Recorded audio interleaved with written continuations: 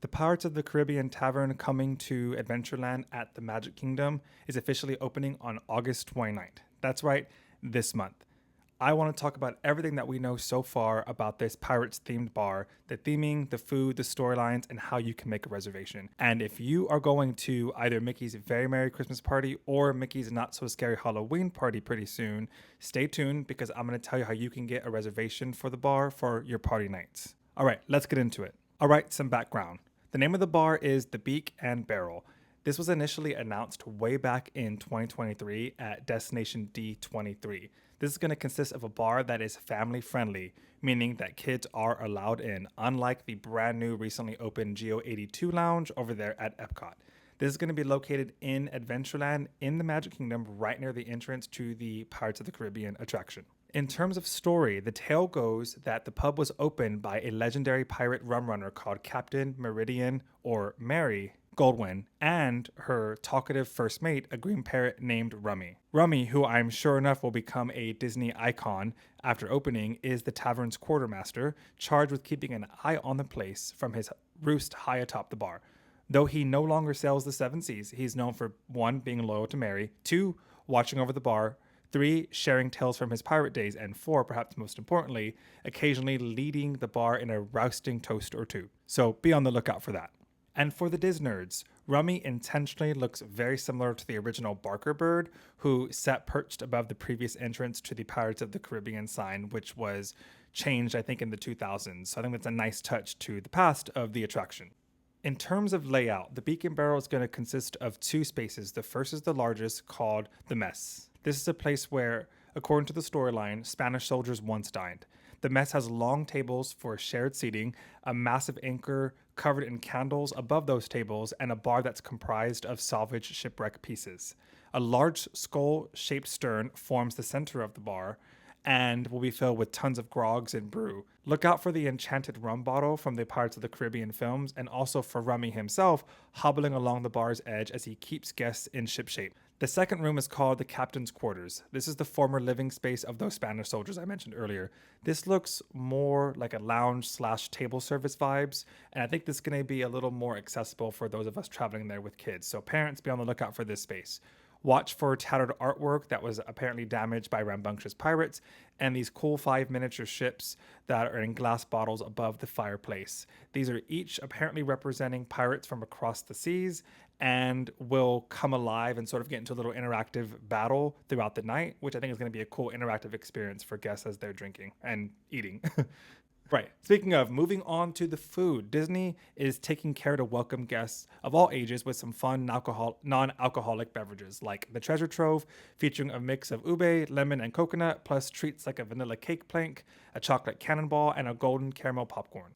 Another non-alcoholic option includes the Cursed Treasure, featuring coconut milk and cookie crumbs, topped with vanilla foam and a Pirate's Gold cookie. I think these are going to be great, of course, for social media. They look tasty. I think kids will also enjoy these as well. For the adults, look out for the Salty Seas Margarita, which will feature South Asian flavors and have a distinct purple color, while the Siren's Whisper is inspired by the Fountain of Youth from the Pirates of the Caribbean films, and it's going to be topped with a Siren's Tear. I'm not entirely sure what that means, but that sounds pretty cool. Other specialty drinks include Barrels Ablaze, a bourbon, Port of Call, a gin, the Lit Fuse, Hibiscus Rum Punch Royale, and this looks cool, Plunderer's Punch, which will have Kraken Black Spice Rum and comes in a cool souvenir pirate skull mug. But note that this mug is limited to 1 per guest. Also, if you're a beer or wine fan, don't fret. They're going to have a ton of those options there as well on the menu, including several exclusive draft beers. So if you're interested in that, go ahead and check on the menu. Some food options include Kraken's Catch, a cold salad complete with an Instagram-ready octopus tentacle, Cook's corn griddle cakes, a warm cake with cheese and peppers, and Island Provisions, a shareable plate with plantain chips, blue corn tortillas, and flatbread with several dips.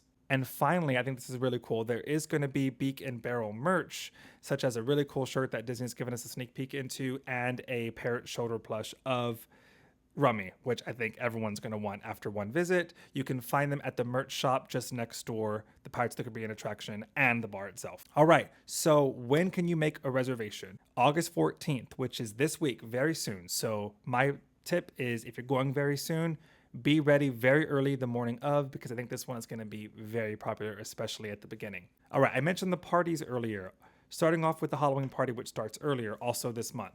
Though Mickey's Not So Scary Halloween party dates begin just before the Beak Barrel opens on August 29th, the bar is going to be open on the Halloween party dates after the August 29th opening date. So I think a good option and a pro tip could be to, of course, check for a reservation, but on your party date, maybe see if there's any walk-up options, because there's probably going to be less crowds who either may not know that it's opening or maybe focus on all the other Halloween happenings during the event, right? Another thing is a reminder, you can get in at 4 p.m. on the party dates. Maybe try to get a reservation between 4 p.m. and 7 p.m. when the party actually starts, so you can hit two birds with one stone, check out the new Pirates Tavern, and then enjoy all the Halloween happenings once the party event officially starts. And if you want to visit on Mickey's Very Merry Christmas party nights, you can, and it also will be opening those dates, but you can't make reservations for those until September 3rd. So put that in your calendar and follow the same advice I gave earlier and try to visit this one if you are going for those party dates. Reminder that if you are a Disney Resort guest, of course, you can make your reservation 60 days in advance of your stay, plus the length of your stay. So put that in your calendar, make those plans, and check out this new spot, which looks amazing. Finally, some are speculating that this will have a time limit for each party, like Oga's Cantina over there at Galaxy's Edge does. Over there, it's 45 minutes per party. This has not been confirmed yet on Disney's website or in any socials, but I'd be on the lookout for that, because I think they're expecting a lot of popularity, especially at first, and they may limit how long you can actually stay there, even if you have a reservation. All right. See what I did there? Okay, I'll stop. I'm officially excited for this one. I feel honestly like Adventureland needed some sort of new attraction or option, and this is just the kind of boost that it needs. I like that it's a bit kitschy. They're really leaning in to the Pirates of the Caribbean attraction and, of course, the films. I feel like this is going to be something that fans of honestly of all ages can enjoy. It's highly themed. There's going to be this new Rummy character, and of course it's right next to a bunch of really big attractions, and something that I think people of all ages can do, which I think exactly Disney is trying to attract. And I also like that in keeping with the Magic Kingdom theme, it's going to be open for families, including kids.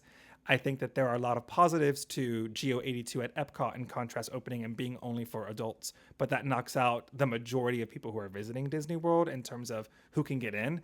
And so parents are looking for a nice themed option to try what's new at Disney and to also take their kids with them. And I think this is a unique option to do that at the most popular theme park in the world. And also, I think kids of all ages are going to like feeling like they may or may not be in an actual Pirates Tavern. And so to have that theming carry over from the ride through the merchandise shop and then to the bar is going to be really exciting in terms of telling a story at the park. That is all I have for the Beak Barrel. I am super excited for this new option. I think that I was excited beforehand, but in doing this research with all they've revealed to us, I think this is going to be a great addition to this section of the theme park for everyone of all ages, and I'm hoping to go on one of my few trips that I have scheduled for this year. If you are going, let me know. If you have any thoughts about the theming, about the new characters and the food offerings, leave it in the comments. And thanks for watching, and go ahead and hit that subscribe button.